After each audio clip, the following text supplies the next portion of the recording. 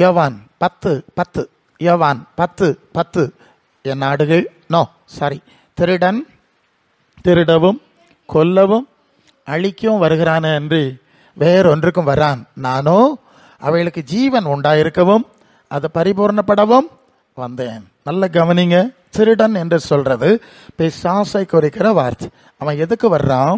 கொல்ல வர்றான், அழிக்க வர்றான், இல்லாம பண்றான்.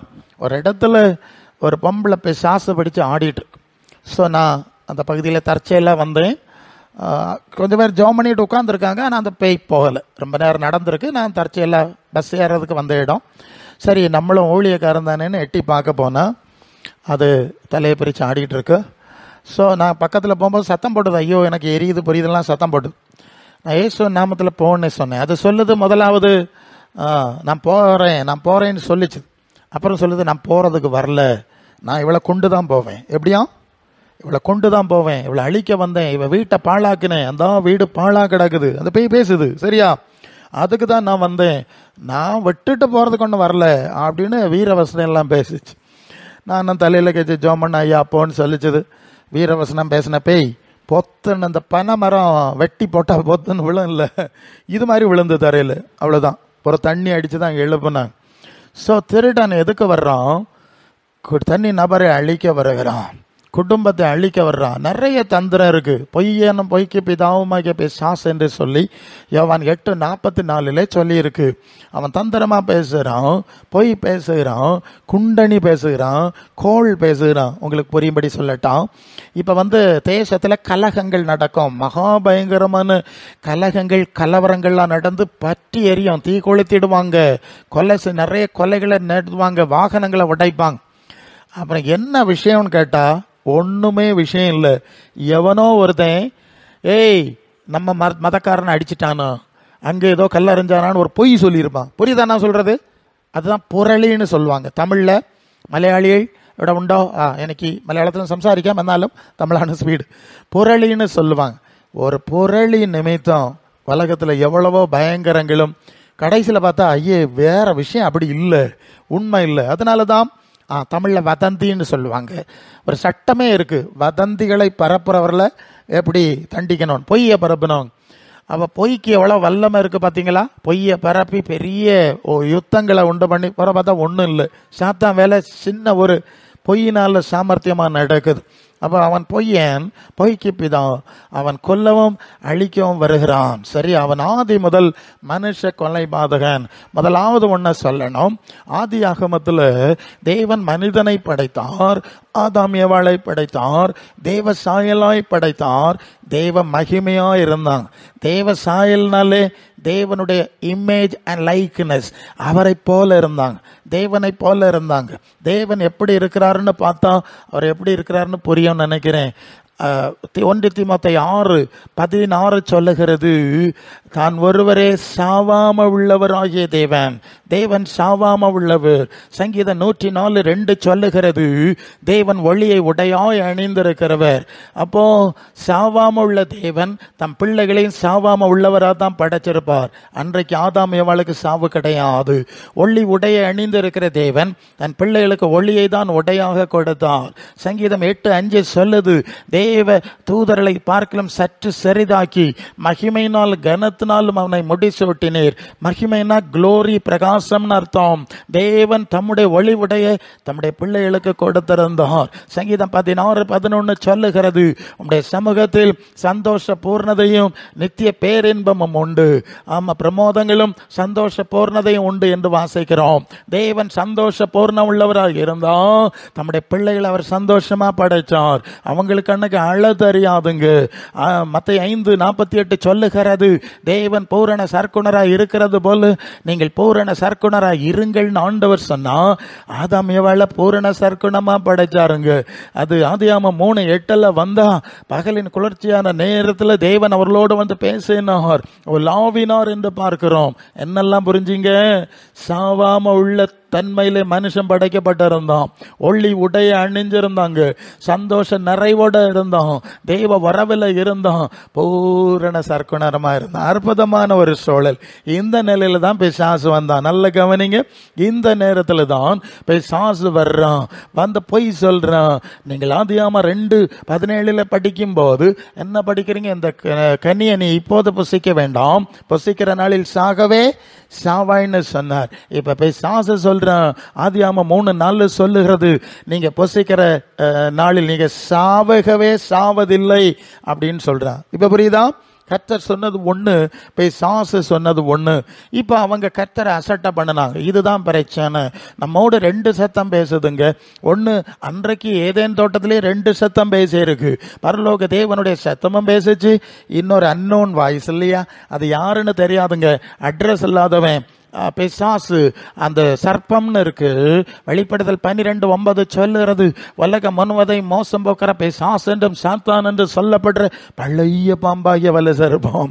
ஏதேன் தோட்டத்தில் வலு சர்ப்பம், அது ஹீப்ரூல ஹீ பிகேம் சர்பண்ட், அவன் சர்ப்பமா உருமாறினான்னு ஒரு டிரான்ஸ்லேஷன் இருக்கு. இன்னொன்னு சர்ப்பத்துக்குள்ள ஊடுருவினான். தந்திரம்னு ஒரு வார்த்தை இருக்குல்ல, தந்திரம். அவர் தந்திரமா படைக்கல, நலமானதா படைச்சார். ஆனா தந்திரம் அப்புறம் வருது. அதனால்தான் பிசாசு ஒரு வார்த்தை உண்டு, அவனுடைய தந்திரங்கள் நீங்கள் அறியாதவைகள் அல்லவே. அவனுடைய கேரக்டர், ஒரு முக்கியமான கேரக்டர் தந்திரம், முக்கியமான கேரக்டர். இந்த தந்திரத்துல தான் எல்லா வித்தையும். Very simple. ஒரு சின்ன தந்திரம் அடிச்சு அங்க விட்டா போதும், அதுக்கு வேலையை செஞ்சிடும். அன்னைக்கும் அதுதான் தந்திரம். இந்த தந்திரம் பிசாசுட்டேந்து வர குணம், தீய குணம் எல்லாமே பிசாசுட்டேந்து வர்றதும். அது வரைக்கும் எல்லாம் நல்லதென்று கர்த்தர் கண்டார், தீமை கிடையாது. அப்படிதான் அந்த இது வந்தது, பொய் பேசிச்சது.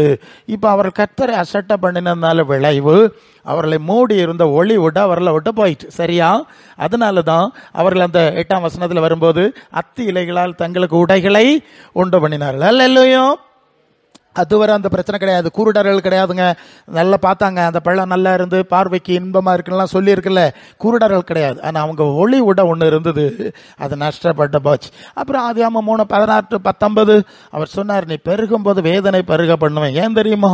நீ என்ன அசட்டை பண்ணி நீங்க 2 பேரும் பிசாசுக்கு பின்னால போய் பரிசுத்தத்தை கெடுத்து அசுத்தமாயிட்டீங்க. இனி உங்க பிள்ளைகள் பரிசுத்த சந்ததியாக இருக்கும், அசுத்த சந்ததி தான் இருக்கும். நீங்க முதலாவது மல்கியா 2:5 தானே, அது என்னது? ஒருவனை படைத்தார், இன்னொருவனை ஏன் படைத்தார்? ஆவி பரிபூர்ணமாய் இருந்ததே, தேவ பக்தி உள்ள சந்ததியை பரும்படித்தான் என்று வாசிக்கிறோம். ஆதாமும் ஏவாளும் தேவ சித்தம் செய்கிற தேவ பக்தி உள்ளவர்களாய் இருக்க வேண்டும் என்று தேவன் விரும்பினார். ஆனா தேவ பக்தி இல்லைங்க, சாத்தான் பக்தி. அதானே, ஒரு ஆளை அசட்டை பண்ணும் போதே பக்தி மாறுதில்ல. ஓகே, தேவ சித்தம் செய்யல, சாத்தான் சொன்ன செஞ்சாங்க, அதனால அசுத்தம் ஆயிட்டாங்க. இனி உன்னுடைய வம்சம் பரிசுத்த வம்சமாக இருக்காது. அல்ல, புரியுதா? உன்னுடைய வம்சம் பரிசுத்த வம்சமா இருக்காது. அதனாலதான் நீ பெருக வேண்டாம், பெருகும் போது வேதனை பெருக பண்ணுவேன். நல்ல புரியுங்க. இன்னைக்கு உலகத்துல இருக்கிற எல்லா துன்மார்க்கரும் தனியா வரல, இந்த ஆதாமுடைய வம்சத்துல தான் வந்திருக்காங்க. சரிதானே? ஆதாமுடைய வம்சத்துல தான் எல்லா துன்மார்க்கரும் வந்திருக்காங்க. ஏதோ நீதிமான்கள் வெகு வெகு சிலர் இல்ல, நீதிமான் ஒருவனும் இல்லைன்னு சொல்லக்கூடிய அளவுக்கு வெரி ரேர், வெரி ஃபியூ, ரொம்ப கொஞ்சம் இருக்கிறாங்க. மற்ற எல்லா துன்மார்க்க சந்ததியிலும் இந்த ஆதாம் வம்சத்துல தான் வந்தது. ஏன்னா கர்த்தர் அதை அறிஞ்சிருந்தார், இனி வம்சம் பரிசுத்தமாக இருக்காது. அதனால அப்படி சொல்லிட்டார். இந்த பூமி, இந்த சாபம் முள்ளும் குறுக்கும் இழைப்பிக்கும் பலன் கொடுக்காது, நீ மண்ணிலிருந்து எடுக்கப்பட்டாய், மண்ணுக்கு திரும்புவாய் என்று சொல்லி தோட்டத்தை விட்டு துரத்தி விட்டு அவர் பரலோகத்துக்கு போயிட்டார். அல்லேலூயா. பாத்தீங்களா? தேவ சத்தம் கேட்காம சாத்தான் சத்தம் கேட்டு கீழ்படிச்சதுனால சகலமா இழந்து இப்ப சாபத்துக்குள்ள வந்துட்டோம். என்னெல்லாம் வந்தது தெரியுமா? சாவு வந்தது. மண்ணிலிருந்து எடுக்கப்பட்டாய், மண்ணுக்கு திரும்பவாய். அவன் இருந்து ஆசீர்வாதமான வாழ்வு போச்சு. எல்லா வியாதி, துன்பம், சாபம் எல்லாம் வந்துட்டு. இதுக்கெல்லாம் காரணம் பிசாசு மட்டும் இல்ல, அந்த பிசாசுக்கு இடம் கொடுத்தாங்க பாருங்க. என்ன சொல்றீங்க நீங்க? நாமளும் அப்படிதான் பிசாசை சுத்தி தான் வர்றோம். இடம் கொடுத்தா தானே குடிசை கட்ட முடியும், இல்லைன்னா அவன் கிரியை செய்ய முடியாதுல்ல. அதனால்தான் பிசாசுக்கு இடம் கொடாதிருங்கள் என்று சொல்லி பேச நிருபத்தில் நான் வாசிக்கிறோம். சரி, இப்ப ஆயிடுச்சு. அப்புறம் பிசாசு எங்க வர்றான் தெரியுமா?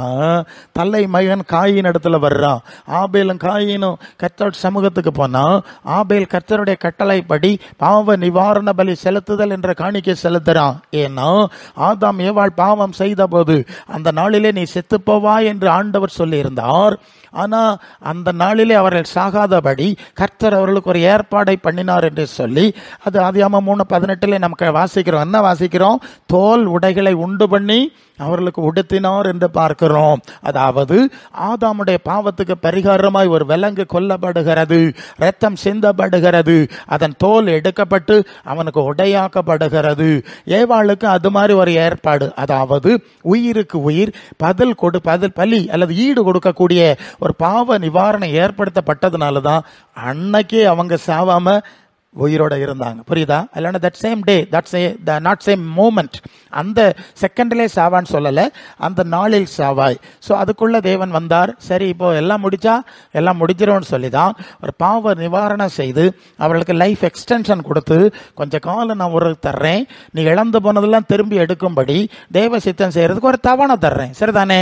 அப்படி வாழ்க்கை கொடுக்கப்பட்டது. இப்போ ஆபேலும் காயினும் கர்த்தருடைய சமூகத்துக்கு வந்தாங்க. அவர்கள் கர்த்தருடைய சமூகத்துக்கு வரும்போது இரத்த பலி செலுத்தல் ஆகிய பாவ நிவாரண பலி செலுத்தாம வரக்கூடாது. இது நீங்க பழைய ஏற்பாடு முழுசும் நீங்க படிக்கலாம். அது நியாயப்பிரமாணம் கொடுக்கறதுக்கு முன்னாலேயும் எல்லாம் தேவ பக்தர் எல்லாம் பலி செலுத்தினாங்க. நியாயப்பிரமாணத்துல கர்த்தருடைய சமூகத்துக்கு ரத்தம் இல்லாம வரக்கூடாதுங்கிற கண்டிப்பு. ஏன்னா உன் பாவம் வாசல் படியில படுத்திருக்கோம், அந்த பாவ பரிகாரம் செஞ்சுட்டு தான் என் சமூகத்துக்கு வரணும், அல்லைன்னா நீ என்ன ஐக்கியமாக முடியாது. அல்லையும் அந்த அடிப்படையில் தான் நமது ஆண்டவர் இயேசுவின் சிலுவை பலியை எப்போதும் நினைவு கூர்ந்துதான். முன்னாலெல்லாம் சபையில் முதலாவது ஒரு பாவ அறிக்கை பாட்டு தான் பாடுவாங்க.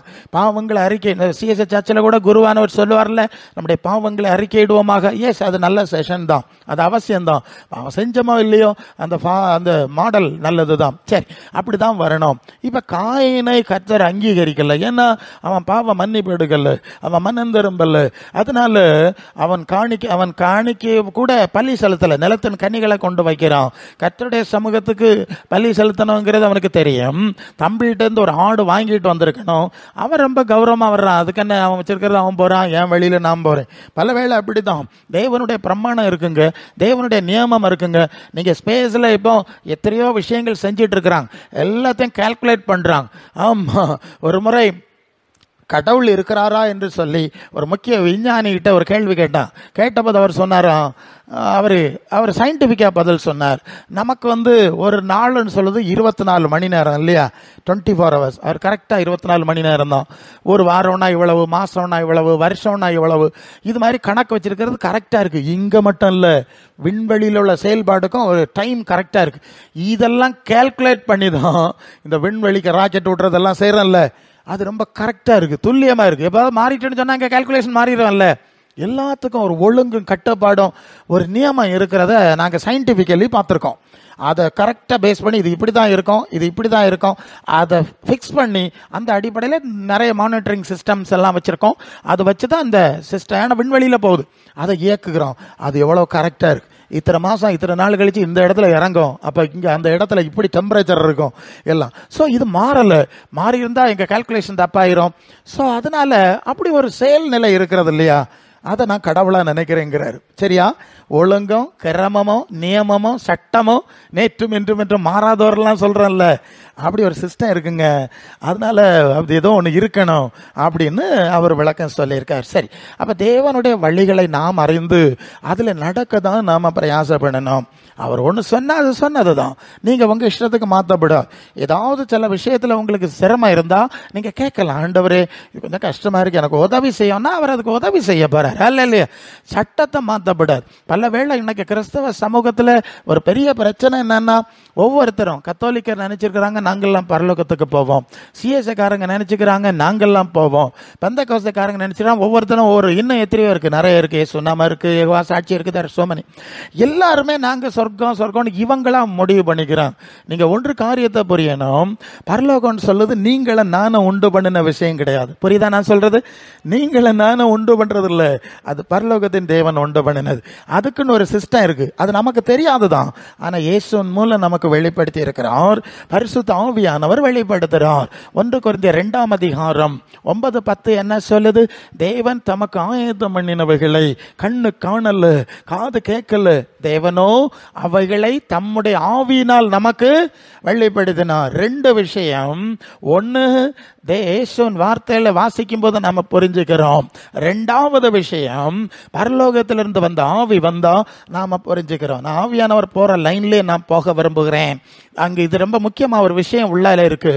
இந்த நாட்கள் ஒரு பிரச்சனை நான் சொல்லட்டா, நான் எல்லா சூழ்நிலையிலும் ஈவன் கிறிஸ்மேட்டிக் சென்டர்ல இருந்து பல சூழ்நிலைகளில் தேவனுடைய சுவிசேஷ வார்த்தைகளை பேசும்படியாய் தேவன் எனக்கு அனுமதி தந்தார், அதிகாரம் தந்தார். அதை நான் செய்றேன். ஆனா இங்க கவனிக்க வேண்டிய ஒரு விஷயம் என்னன்னா, எல்லா சூழ்நிலையிலும் நான் நின்றாலும் ஒரே சுவிசேஷம் பேசணும். உங்களுக்கு புரியுதா? எல்லா சூழ்நிலையில நின்றாலும் நான் ஒரே சுவிசேஷத்தை நான் பேச வேண்டும். இது ஒரு பெரிய பிரச்சனை. ஏன்னா ஒருத்தர் நீங்க எந்த சபை, அந்த சபையா, இந்த ஸ்தாபனமா, அந்த ஸ்தாபனமா கேள்வி கேட்கறது இயல்பு இல்லையா? நீங்க எந்த ஐக்கியத்தை சேர்ந்தவர்கள் என்றெல்லாம் கேள்வி கேட்பாங்க பாருங்க. ஆனா எல்லாத்துக்கும் ஒரு பதிலை ஆண்டவர் எனக்கு தந்தார். அது என்ன தெரியுமா? 1 யோவான் 1ஆம் அதிகாரம் 3ஆம் வசனம். எங்களுடைய ஐக்கியம் பிதாவோடும் அவருடைய குமாரனாகிய இயேசு கிறிஸ்துவோடும் இருக்கிறது. சரிதானா? எங்களுடைய ஐக்கியம் பிதாவோடும் அவருடைய குமாரனாகிய இயேசு கிறிஸ்துவோடும் இருக்கிறது. நான் எல்லா சூழ்நிலையிலும் இப்படி கேட்கிறவங்கள்ட்ட கேட்கிற ஒரு கேள்வி இதுதான். ஏன் ஐக்கியம் பிதாவோடும் குமாரனாகிய இயேசுவோட இருக்கிறது? உங்க ஐக்கியம் அப்படி இருக்குதா? இல்லையோ? நான் சிஎஸ் ஐக்கியம், பெந்தகோஸ்தே ஐக்கியம், சிபிஐ ஐக்கியம், மலவள ஐக்கியம், அதெல்லாம் நீங்க அப்புறம் தள்ளி வைங்க. முதலாவது பிதாவோட உங்களுக்கு ஐக்கியம் உண்டா? இயேசுவோட ஐக்கியம் உண்டா? அப்படி இருந்தா நம்ம எல்லாரும் ஐக்கியம் ஆகலாம், ஒன்றும் பிரச்சனை கிடையாது. இல்லையோ? பிதாவோடும் குமாரனோட ஐக்கியம் இல்லாத ஐக்கியங்களை பரலோகமே அங்கீகரிக்காம இருக்கும்போது நான் என்ன செய்ய முடியும்? இல்லையா? இப்படித்தான். ஏன்னா சில சந்தர்ப்பத்தில் கேத்தலிக் ஏரியாஸ்ல எல்லாம் நாங்கள் தெரு பிரசங்கம் போகும்போது ஃபாதர் தகராறு பண்ண வந்துட்டார். நீங்க எல்லாம் அங்கே ஏன் வந்தீங்க?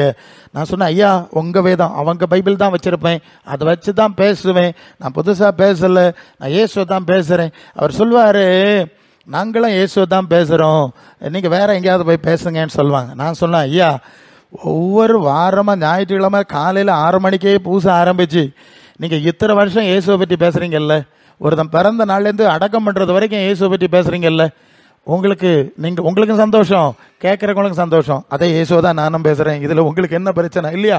ஒரே நாள் எங்களுக்கெல்லாம் தெரிஞ்சிட்டு நீங்க எல்லாம் வீட்டுக்கு போங்க, இனி இந்த பங்கை விட்டு போங்க, நீங்க யாரும் அனுப்பல, அடக்கம் பண்றது வரைக்கும் நீங்க பேசிக்கிட்டு இருக்கிறீங்கல்ல, அப்ப எல்லாரும் பேசலாம் இல்ல? இவ்வளவுதான விஷயம். அதுல என்ன உங்களுக்கு என்ன சங்கடம்? இது உங்க பைபிள் தான், உங்க வசனம் தான் அப்படின்னு. அது நீங்க சிலை வணக்கம் பற்றி பேசுறீங்க. நான் சொன்னேன், நான் சிலை வணக்கத்துக்கு எதிராக பேசல. எகைன் சொன்னேன், நான் சிலை வணக்கத்துக்கு எதிராக பேசல.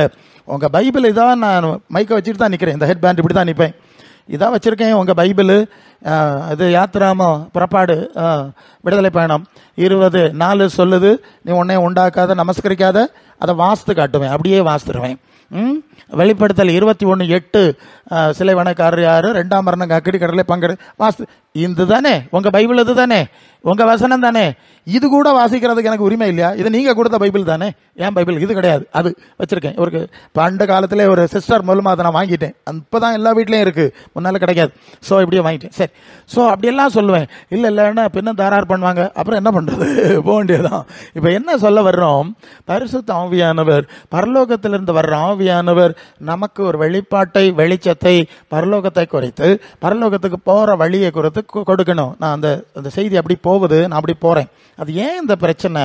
ஒருவேளை நீங்க சொல்லலாம், நீங்க நேரமா சொன்ன மாதிரி, ஆமா அவர் ஒருத்தர் அப்படி பேசுறாரு, ஒருத்தர் இப்படி பேசுறாரு, தலைகளா தாறுமாறா இருக்கு. எஸ் இருக்கு, எனக்கும் தெரியும். ஒரே பைபிள் வச்சிருக்கிறோம், one God, one Christ, one spirit எல்லாம் சொல்றோம். we are all saying like that, அப்படி சொல்லிட்டு இருக்கிறோம்.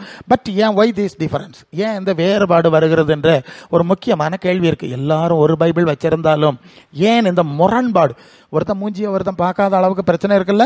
இது ஏன் வருகிறதுனா அதுக்கு 2 அடிப்படை இருக்கு. ஒன்னு, இயேசுவின் வார்த்தைகளை இவங்க நான் அந்த சபையை சேர்ந்தவன், இந்த பாரம்பரியம் இப்படிதான் சொல்லிட்டு இருப்பான்.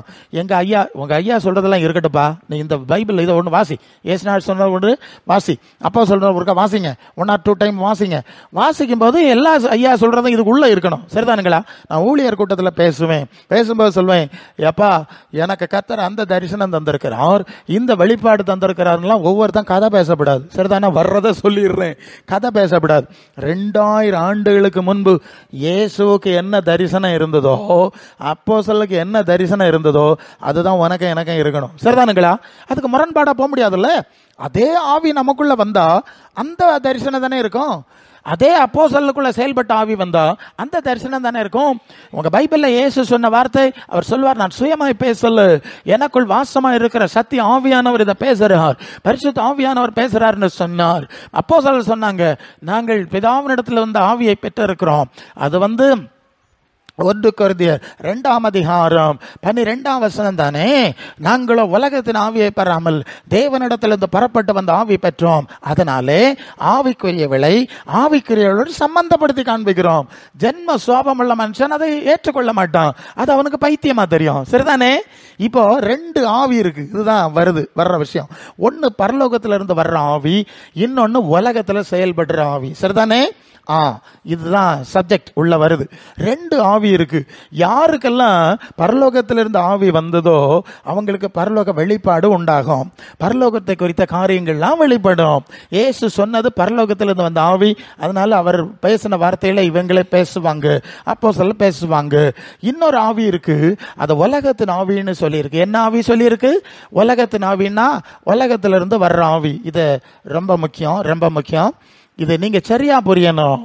அது லூக்கா 24ஆம் அதிகாரம் 49வது வசனத்துல, லூக்கா 24:49 ஆண்டவர் சொல்லுவார், நீங்களோ உன்னதத்திலிருந்து வரும் பலனால் தரிப்பிக்கப்படும் வரை எருசலேமிலே காத்திருங்க. எங்கேருந்து வர்ற பலன்? எங்கேருந்து வர்ற பலன்? உன்னதத்திலிருந்து வர்ற பலன். சரிதானே? உன்னதத்திலிருந்து வர்ற பலனால் தரிப்பிக்கப்படும் வரை. உன்னதம்னா பரலோகம், உச்சக்கட்ட உயரம், உன்னதமான தேவன் இருக்கிற இடம். அங்கேருந்து வர்ற ஆவியை பெறணும்.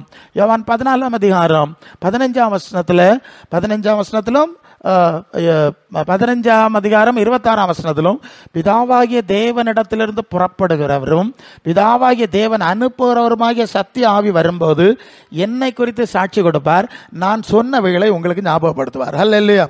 அந்த 2 வசனத்தையும் நீங்க பாத்துருங்க. 14:26, 15:15, ஆமா 15:16, 14:20, 15:26. சரி, வசனம் சரியா இருக்கும்னு நினைக்கிறேன். ஓகே, இப்ப என்ன புரியுறீங்க? அப்போ அந்த பரலோக பிதாவிடத்திலிருந்து வருகிற ஆவி, ஓகே, உன்னதம்னா பரலோகம், அங்க பரலோக தேவன் இருக்கிறார், அவர் இடத்திலிருந்து வர்ற அவருடைய ஆவி. யோவான் 4:24, தேவன் ஆவியா இருக்கிறார், தேவன் ஆவியா இருக்கிறார். அதே ஆவி நமக்கு வரும்போது, ஏன்னா இந்த ஆவியை தான் தேவன் இயேசுவுக்கு கொடுத்தார். கவனிக்கிறீங்களா? ஏன்னா அது ஒரு விஷயம்தான், நிறைய ஆவியுடைய விஷயம் இருக்கிறதுனால தான் இப்போ நமக்கு பெந்தெகோஸ்தே குலத்தையே ஒழுங்குபடுத்தணும். அது முக்கியம் தாங்க. முன்னால ஒன்று வருது, காஞ்சிரக்கோட்டு சாது கிருபாசனம் சாதுன்னு சொல்லுவாங்க. அந்த கிருபாசன கிறிஸ்துவனுடைய ஃபவுண்டர் அவங்க தான். நான் ஞானஸ்நானம் எடுத்தவன், அங்கே தான் நான் குடும்பஸ்தன், விவாகஸ்தன், எனக்கு பேர பிள்ளைலாம் இருக்கிறாங்க. ஸோ அந்த எனக்கு நீ இப்படி ஊழியத்தை செய்யணும்னு என்னுடைய ஊழிய அழைப்பை அவர் மூலம்தான் ஆண்டவர் எனக்கு பல வழியில் பேசியிருக்கார், பேசிகிட்டே இருக்கிறார். அது ஒரு பக்கம். பட் அது ஒரு முக்கியமான விஷயம். ஏன்னா அவர் சொன்ன ஒரு விஷயம், அதான் நான் சொல்கிறேன். அவர் என்கிட்ட சொன்னார், இப்படி தான் உனக்கு ஊழியம் அப்படின்னு சொல்லிட்டு, அந்த என்னுடைய ஊழிய சூழல் எப்படி இருக்குங்கிறத அப்பமே சொல்லிட்டார். அவர் 2000 காலமாகி போயிட்டார். அப்பமே சொல்லிட்டார். என்ன சொன்னார்னா, டேய் பிசாசம் அந்நிய பாஷை பேசும் பார்த்துக்க. எப்படிங்க? பிசாசம் அந்நிய பாஷை பேசும் பார்த்துக்க. இதான் அவர், இவ்வளவுதான். அவர் ஷார்ட்டாக தான் பேசுவார். அவர் எனக்கு தூக்கி வாரி போட்டு, என்னடா இது பிசாசம் அந்நிய பாஷை பேசணும், அப்புறம் பரிசுத்தாவி அந்நிய பாஷை பேசினா, இவன் விசுவாசி பேயில பேசுறானா பரிசுத்தாவியில பேசுறானா, எங்களுக்கு எப்படி தெரியும்? பெரிய பிரச்சனை இல்லை, அது ரெண்டும் ஒரே விஷயம். ஏன்னா அந்த மனுஷன் பெரிய ஆளு, அவருக்கு சில கோபம் வந்துடும். ஏன்னா ஆவியானவருக்கு வேகத்தில் பேசுகிற ஆள் அவர். அதனால அப்படியே ஐயா நான் டிங்கி உட்காந்துட்டு இருக்கேன், இது ஒரு பெரிய சிக்கலாச்சு. இப்படி ஆச்சு. அப்புறம் அவர் போயாச்சு. நான் சுவிசேஷ பணிக்கு போகும்போது நான் பல சந்தர்ப்பங்களில் இதை பார்த்துருக்கேன். ஒரு பர்டிகுலர் இன்சிடென்ட் நான் சொல்லணும், உங்களுக்கு அது பயனுள்ளது. கன்னியாகுமரி பக்கம் ஒரு கத்தோலிக்க பெரிய பேராலயம், அங்கெல்லாம் பல இடத்துல உள்ளவங்க பார்க்க வருவாங்க. அதுக்கு பக்கத்து தெருவில் ஒரு நபருக்கு ஜெபிக்கும்படி ஒரு பாஸ்டரை கூப்பிட்டுருக்காங்க. அவர் ஜபிக்க போறவர். நான் அவருக்கு சபையிலெல்லாம் ரொம்ப பிரசங்கம் பண்றதுனால அவர் பார்த்தாரு, நீங்களும் வாங்க நம்ம 2 பேரும் சேர்ந்து போவோம், ஏன்னா எனக்கு வசனங்கள் வந்துகிட்டே இருக்கும்ல, நீங்களும் வாங்க நம்ம 2 பேரும் சேர்ந்து போவோம் அப்படின்னு நாங்கள் போனோம். ஜெபம் பண்ண போனால் முதல்ல ஒரு சின்ன வர்ஷிப்பு, அந்த வீட்டம்மா இருக்கு, எல்லாம் பிள்ளைகள் பேர பிள்ளைகள்லாம் இருக்கு. அதை துள்ளி குதிச்சு பயங்கரமாக அந்நிய பாஷையில் ஆர்ப்பாட்டம் பண்ணிச்சு, ரொம்ப துள்ளி குதிச்சு. நான் மனசுக்குள்ளே நினச்சிட்டேன், பரவாயில்லையே கத்தோலிக்க சபைக்கு பக்கத்தில் இப்படி ஒரு அனுபவம் வந்திருக்கு இல்லையா, அது பரவாயில்லையே என்ன மனசில் நினச்சிட்டேன். நான் அப்படி நினைத்து கொண்டிருக்கிறேன். அடுத்தது நான் ஒரு செய்தி சொல்லணும். அப்போ என்ன பேசுறதுன்னு அப்படி இருப்போம். அப்போ வசனம் வரும், மற்ற 6ஆம் அதிகாரம் 33ஆம் வசனம், முதலாவது தேவனுடைய ராஜ்யத்தையும் அவருடைய நீதியையும் தேடுங்கள், அப்பொழுதெல்லாம் கூட கொடுக்கப்படும் சொல்லியிருக்கு இல்லையா, அந்த வசனத்தை நம்ம பேசணும். அப்போ அந்த வார்த்தை என்ன சொல்லுது, தேவனுடைய ராஜ்யத்தையும் அவருடைய நீதியையும் தேடுங்கள். ஹல்லேலூயா. எல்லாருக்கும் கிளியரா கேட்குது இல்லையா? ஓகே. தேவனுடைய ராஜ்யம்னு ஒன்று இருக்கு, அதுக்கு வெளியே வேற ஒரு ராஜ்யம் இருக்கு. அதனால தான் அந்த ராஜ்யத்தை தேடுங்கள்னு சொல்றாருல்ல. இந்த ராஜ்யத்தை தேடுங்கள்னா நீங்க அதுக்குள்ள இல்லை, அதுக்கு வெளியே இருக்கிறீங்க அப்படிங்கிறது. அப்போ அது வெளியே இருக்கிற ராஜ்யம் என்னது? அது பிசாசின் ராஜ்யம். தேவ ராஜ்யம் என்னன்னு அந்த வித்தியாசப்படுத்தி அப்படி பேசிட்டு இருக்கிறேன். ஒரு 2 நிமிஷம் பேசியிருப்பேன்னு நினைக்கிறேன். துள்ளி குதிச்சு அந்நிய பாஷை பேசினாங்கல்ல, அவங்க அங்கிருந்து ஒரு மாதிரி தலையை திருக்குனாங்க. நான் பேசிக்கிட்டே இருக்கிறேன், அந்த கையை 2ஐயும் முறுக்கி சொல்றாங்க, டேய் நான் யாருன்னு தெரியுமாடான்னு சத்தம் போடுறாங்க அங்கேருந்து. நான் இங்கேருந்து சொன்னேன், நீ யாருன்னு தெரிய நான் விரும்பலை, ஓடி போயிரு அப்படின்னு. பிற ஜோம் பண்ணா அது அங்கே தரையில் விழுந்து சர்ப்ப மாதிரி நெளிஞ்சு வாமிட்லாம் பண்ணி ஓடி போச்சு. அல்ல இல்லையா? அப்புறம்தான் அந்த மனுஷன் அன்னைக்கே சொல்லிட்டார், டே பிசாசு அந்நிய பாஷை பேசும் பார்த்துக்கன்னு சொன்னது வருஷம் எதிராச்சு. இப்போ அதுதான் எப்பவுமே நடந்துகிட்டே இருக்கு. அந்நிய பாஷைக்கு எதிராக பேசலை, உங்க எல்லாரும் விட நான் அதிக அந்நிய பாஷை பேசுறவன். எனக்கு தமிழ் மறந்துடும், பிரசங்கமே நீங்கள் அந்நிய பாஷையில் பேச வேண்டிய கேட்க வேண்டிய வந்துடும். அதான் எனக்கு தந்திருக்கார், அது வேற விஷயம். ஆனால் பிசாசம் இது மாதிரி சாமர்த்தியமாக செய்யுங்கிறத ஆவியானவர் சொல்லி கொடுத்துட்டார். ஸோ இப்போ என்ன பிரச்சனை, ஒரு ஆவி பரலோகத்திலிருந்து வந்த ஆவியாக இருந்தா அந்த ஆவி பரலோக வெளிப்பாட்டை கொடுக்கிறது. இதுதான் முக்கியம். 1 யோவான் 4ஆம் அதிகாரம் 4-5 வசனத்தில் வந்தா, அவர்கள் உலகத்துக்குரியவர்கள் 4-5-6 வந்தா, அந்த அதிகாரத்துக்கு துவக்கம் எப்படி வரும் தெரியுமா? நீங்கள் எல்லா ஆவிகளையும் நம்பாம அந்த ஆவி தேவனிடத்திலிருந்து புறப்பட்டு வந்ததாங்கிறது நீங்க சோதிச்சு பார்க்கணும்னு சொல்லியிருக்கு. சரிதானா? எல்லா ஆவியும் நம்ப முடியாதுல்ல. அந்நிய பாஷை பேசணும்னு நம்பிட முடியுமா என்ன? இப்போ சொல்லிட்டேன்ல, பிசாசு அந்நிய பாஷை பேசும். அதை உங்களுக்கு உறுதிப்படுத்துறேன், நான் வசனம் தரேன். அந்த அது 1 கொரிந்தியர் அந்த வசனம் என்ன சொல்லுது? நான் மனுஷர் பாஷைகளையும் தூதர் பாஷைகளையும் பேசினாலும் அன்பு எனக்கு இராவிட்டால் அப்படின்னு பேசுறாரு. அப்ப என்ன புரியுறோம்னா, 2 பாஷை இருக்கு. ஒன்று மனிதர்கள் பேசுகிற பாஷை, இன்னொன்று தேவ தூதர்கள். அதான் 13:1 தானே? சரி, ஓகே. தேவ தூதர்கள் பேசுகிற பாஷை, தூதர் பாஷை இருக்குல்ல, மனுஷர் பாஷை இருக்குல்ல. சரி. இப்ப பிசாசு யாரு தெரியுமா? ஒரு ஆழமான வேத பாடம் வருது உங்களுக்கு. பிசாசு யாரு தெரியுமா? அவன் ஒரு முன்னாள் தூதன். என்னது? முன்னாள் தூதன். நீ காப்பாற்றுவதற்காய் அபிஷேகம் பண்ணப்பட்ட கேரூப் என்று சொல்லி எசேக்கியேல் 28ஆம் அதிகாரத்தில் நம்ம படிக்க முடியும். நீ காப்பாற்றுவதற்காய் அபிஷேகம் பண்ணப்பட்ட கேரூப் அக்கினிமயமான கற்களின் நடுவிலே உலாவினாய் என்று சொல்லி 28:13. ஆமா, 13:12 வாசிக்கலாம். தீரு ராஜாவுக்குள் இருந்து அவனை ஏக்கி கொண்டிருந்த ஆவியை குறித்து அப்படிதான் விளங்கணும். அதை நீ புலம்பி என்ன சொல்லணும்னா, நீ கேரூபா இருந்தாய், நீ ஏதேன் தோட்டத்தில் வந்தாய், உனக்கு ஆடம்பரம் எல்லாம் இப்படி இருந்ததுன்னு அந்த கேரூபை பற்றி சொல்லியிருக்கு. இந்த கேரூப் ஒரு கட்டத்தில் தேவனுக்கு விரோதமாய் கலகம் செய்கிறான். ஏசாயா தீர்க்கதரிசன புஸ்தகம் 14ஆம் அதிகாரம் 12-11 நீங்கள் வாசிக்கும் போது, உன் ஆடம்பரமும் வாத்தியங்களின் முழக்கமும் பாதாளத்தில் தள்ளு உண்டாயிற்று, பொள்ளுண்டு போயிற்று. நீ என்ன சொல்றான்? அதிகாலையின் மகனாகிய விடிவெள்ளியே, வானத்திலிருந்து விழுந்தாய், ஜானிகளை ஈனப்படுத்தினவனே, நீ தரையில விழ வெட்டப்பட்டாய். நான் வானத்துக்கு ஏறுவேன், உன்னதமானவருக்கு ஒப்பாவேன், மேகங்களுக்கு மேலாய் என் சிங்காசனத்தை உயர்த்துவேன்னு சொல்லி நான் தேவனுக்கு சமமா இருப்பேன்னு சொன்னல. அதனாலதான் உன்னை அவர் வீழ்த்தி உன் மகிமையெல்லாம் உறிஞ்சிட்டார். சரியா? பாத பூச்சிகளை படுக்கலாம் அக்கள் வசனம் இருக்கு. மகிமை. இப்படிதான் பிசாசு உருவானான் என்ற செய்தியை பைபிள் சொல்லு. சரியா? இவன் தள்ளப்பட்ட தூதன். அப்ப இவன் ஒரு காலத்துல தேவ தூதனா இருந்ததுனால இவனுக்கு தூதர் பாஷை பேச தெரியுமா தெரியாதா? தெரியும் இல்லையா? இப்பமா தூதர் பாஷை பேசினா நமக்கு அந்நிய பாஷை தானே. இதுதான் பிரச்சனை. இன்னொன்னு சொல்லட்டும், தமிழ்நாட்டில் போனா பேய வரட்டுனா அது தமிழ்ல பேசுது, கேரளாவில் போனா பேயெல்லாம் மலையாளத்தில் பேசுது. சில வேளை தமிழ்நாட்டில் தமிழ் தெரிஞ்ச ஆளுக்குள்ள மலையாள ரீதியில் பேசுற பேய்களை கூட கேட்டிருக்கோம். ஸோ நான் நினைப்பேன், அப்போ உலகத்தில் உள்ள எல்லா பேசையும் பிசாசுக்கு தெரியும் போல இருக்குல்ல. பேசினா பின்ன அந்நிய அந்நிய பாஷையில பேசுறது என்ன புதிய விஷயமா என்ன? சோ வர அந்நிய பாஷையை மட்டும் நீங்க கவனத்துல கொள்ளக்கூடாது.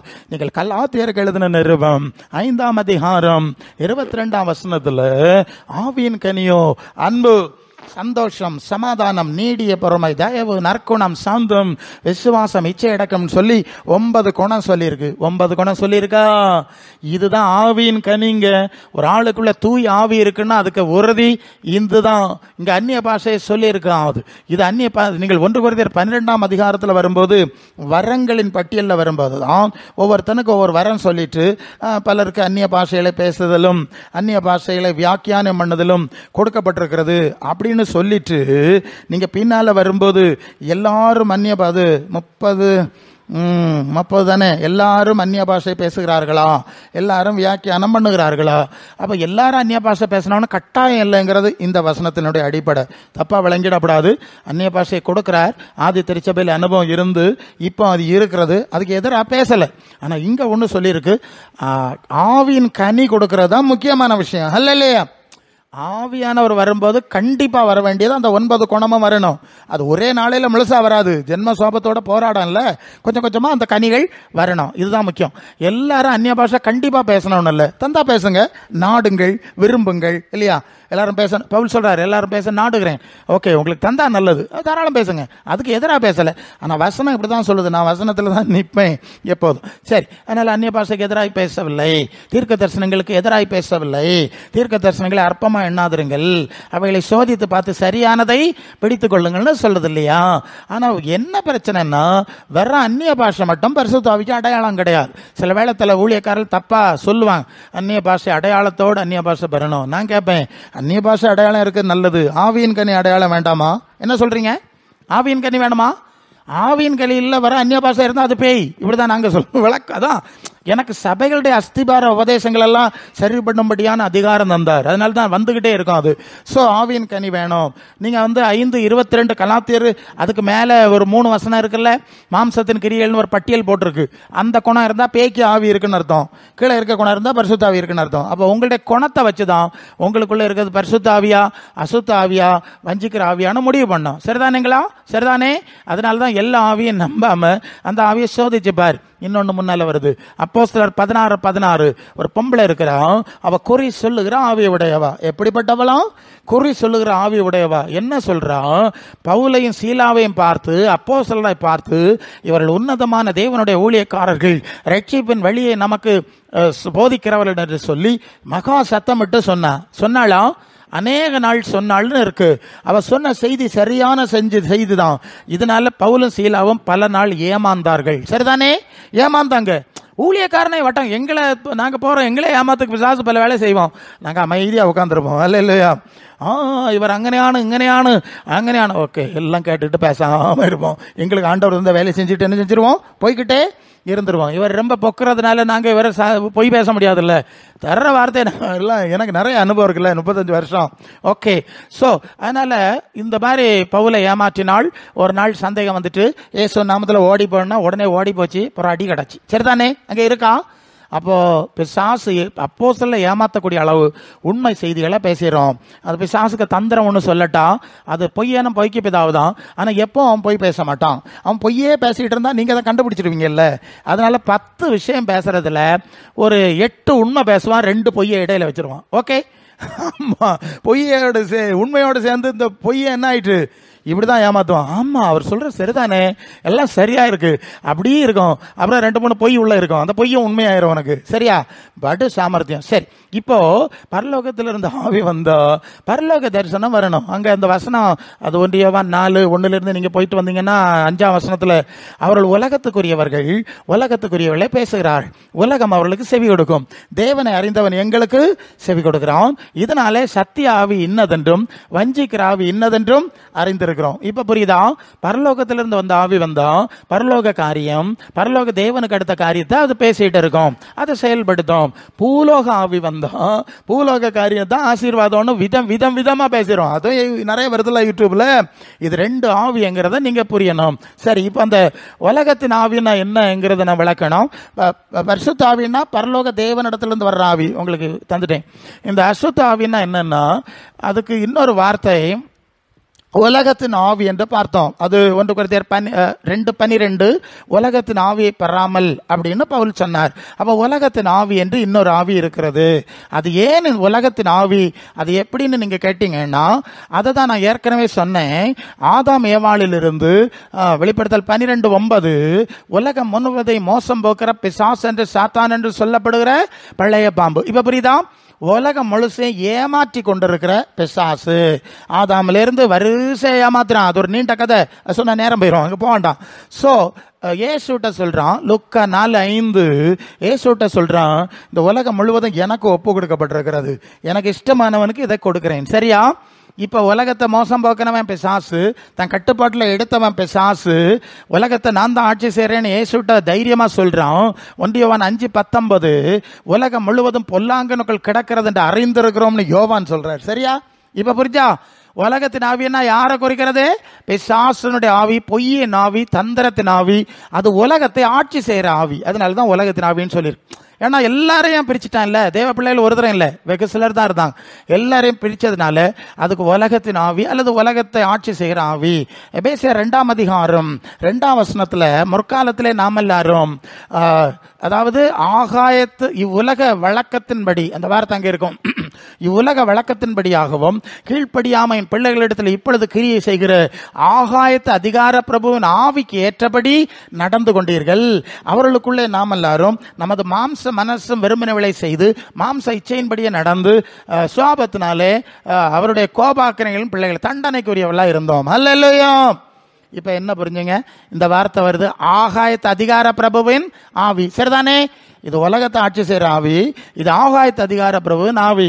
எபேசியர் 6:12 மாம்சத்தோடும் இரத்தத்தோடும் அல்ல, அதிகாரங்கள், துரைத்தனங்கள், வான மண்டலங்களில் உள்ள பொல்லாத ஆவிகளின் சேனைகளோடு நமக்கு போராட்டம். ஹல்லேலூயா.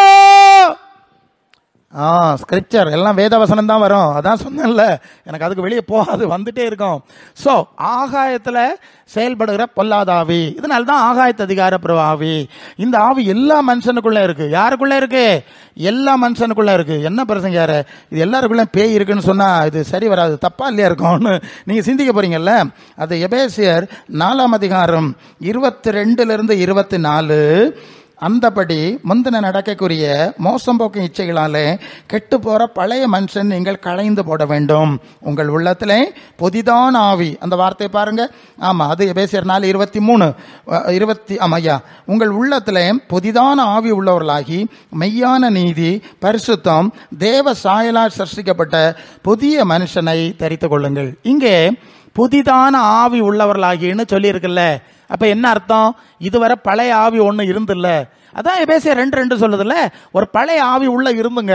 அது என்ன ஆவின்னா உலகத்தின் ஆவி, ஆகாயத்து அதிகார பிரபுவின் ஆவி. அது என்ன செஞ்சதுன்னா, எல்லாருக்கும் மண்டைக்குள்ளே அந்த பேய் ஏறிடுமா, அதுக்கேற்ப ஒருத்தன் பேசுவான், நடப்பான், அவனுக்கு லைஃப் ஸ்டைலு, அவனுக்கு ட்ரெஸ்ஸு எல்லாமே அந்த டைப்பில் இருக்கும். யாரே? ஆகாயத்து அதிகார பிரபுவில் நடக்கிறவங்க. இதுக்கு பேர் தான் உலக வழக்கம், ஃபேஷன். ஓகே, ஒருத்தன் பண்ணுவான்னா எல்லாரும் காப்பி அடிக்கிறான்ல, தலை எப்படி வெட்டோன்னா எல்லாரும் வெட்டுவான், துணியை கிழிச்சோன்னா எல்லாரும் கிழிப்பான். பார்க்குறீங்கல்ல, இது அவங்களுக்குள்ள ஆகாயத்து அதிகார பிரபு ஒரு இதை உருவாக்கி இது எல்லாருக்குள்ள இந்த ஆகாது, இதை நீ அப்படி செய், நீ அப்படி செய்யணும் எல்லாரையும் தூண்டுறதுனால தான் இது ஒரு ஃபேஷனா, ஒரு வழக்கமா, ஒரு மரபா பரவுது. சரிதானே? புரிஞ்சுங்களா? இதுதான் உலக வழக்கம். இப்ப என்ன நடக்கும்னா, இப்ப இதே ஆகாயத்து அதிகார பிரபு நாவி நமக்குள்ள வந்துட்டா நம்மளும் அந்த உலக வழக்கத்துல தான் நடப்போம். சரியா? முக்கியமான விஷயம் சொல்றேன், நம்மளும் அப்படிதான் நடப்போம். பரலோக ஆவி வந்தா எல்லாமே தலைகளை மாறிடும். இது இப்படி இருக்கக்கூடாது, இது சரியில்லை அப்படின்னு பரலோகத்துக்கு, தேவனுக்கு சித்தத்துக்கு நேராய் நம்மை திருப்பி விடக்கூடிய ஆவி பரலோக ஆவி. அப்ப பழைய மனுஷனுக்குள்ள, எல்லா மனுஷனுக்குள்ள என்ன இருக்கு? பேய் குடி இருக்கு. அது சமயம் வந்தாதான் தெரியும். ஏசுநாதரோடு 12 சீசன் இருந்தால ஒருத்தன் பிசாசு, தெரியுமா உங்களுக்கு? ஏசுநாதர் சொன்னார் 12 பேரை தெரிந்து கொள்ளவில்லையா, உங்களில் ஒருத்தன் பிசாசா இருக்கிறான். ஏசுநாதர் கூட இருந்திருக்கான், விரட்ட முடியல, கூப்பிட்டு வச்சா என்ன பண்றது, இடம் கொடுத்தா ஒன்றும் செய்ய முடியாது. அதனால தான் பிசாசுக்கு இடம் கூடாதுங்கள்னு சொல்லி எபேசியர் 4:27 நம்ம வாசிக்கிறோம் இல்லையா? பிசாசுக்கு இடம் கொடுத்தா உட்காருவான். விசுவாசி அந்நிய பாஷை பேசுறேன்னா இடம் கொடுத்த உட்காருவான், அப்புறம் எழுப்பி விடுறது கஷ்டம். இடம் கொடுத்துறாதுன்னு சொல்லி இருக்கு விசுவாசிகள். அவன் யூதாஸ் கொடுத்துட்டான், உட்காந்தான், அவனை தூண்டினான், அப்புறம் நிரப்பினான்.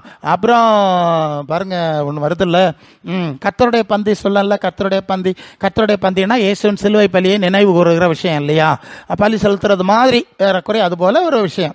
ஸோ அதில் வந்தால் பாவம் போவோம், பாவ நிவாரணம் உண்டாகும்னு சொல்லி தான் நம்ம சபை நம்புது, அதெல்லாம் சொல்கிறாங்க. ஆனால் இங்கே என்ன நடந்து தெரியுமா, யூதாஸ் அவனும் கர்த்தர் கொடுத்த அதில் ஏதோ கொடுத்தார்ல, துணிக்கையை கொடுத்தார்ல, வாங்கின அந்த துணிக்கையை வாங்கின பின்பு என்ன நடந்ததே, சாத்தான் அவனுக்குள் புகுந்தான். சரியா? என்னப்பா கர்த்தருடைய பந்தியில் உட்கார்ந்த பிறகு பேய் வந்திருக்கு, ரொம்ப ஆபத்து இல்லை? ஆமா, அது 1 கொரிந்தியர் 11 இருக்குல்ல. இது நிமித்தம் உங்களில் அநேகர் வியாதியா இருக்கிறீர்கள், பலவீனரா இருக்கிறீர்கள், சிலர் நித்திரை அடைஞ்சிருக்கீங்க. கர்த்தருடைய பந்தியில என்ன செஞ்சாங்களாம், அவர்கள் நித்திரை என்று சொல்லக்கூடிய அதை 30, 11, 30, 31 நம்மை நாமே நிதானித்து அறியணும். கர்த்தருடைய பந்தின்னு சொன்னோன்னா எப்படியும் போக முடியாது. அவர் மனந்திரும்பல் வேண்டாமா, குணப்படுதல் வேண்டாமா, அர்ப்பணம் வேண்டாம், போனா நல்லது. இல்லைன்னா யூதாசுக்குள்ள பேய் வந்த மாதிரி கர்த்தருடைய பந்தியில் போன அப்புறம் பேய் வரும், அப்புறம் அவன் தற்கொலை பண்ணி செத்தான், வயறு வடிச்சு செத்து போனான், எங்கேயோ போயிட்டான். புரியுதா? ரொம்ப டேஞ்சரான விஷயம். ஓகே, விசாசு ரொம்ப மோசமானவன். சரி, இடம் கூடாம இருப்போம். அப்போ இப்போ என்ன புரியுறோம், உலகத்தின் ஆவி என்கிற ஆவி எல்லாருக்குள்ளேயும் இருக்கு. யாரெல்லாம் பரிசுத்தாய் பெறலையோ அவங்களுக்குள்ள உலகத்தின் ஆவி இருக்கு. இல்லையோ, அது கொஞ்சம் சிலதுக்குள்ள கொஞ்சம் செயல்படும், சிலதுக்குள்ள கொஞ்சம் வேகமாக அதிகமாக செயல்படும். எல்லாருக்குள்ளே இந்த ஆவி இருக்கிறதுனால தான் பழைய ஆவி போனோம், புதிய ஆவி வரணும்னு சொல்லியிருக்கு. இல்லையோ, எல்லாருமே முன்காலத்தில் ஆகாயத்தை அதிகாரப்பூர்வ ஆவிக்கேற்ப நடந்ததுனால தான் அப்படி இப்படி நடந்திருக்கோம்.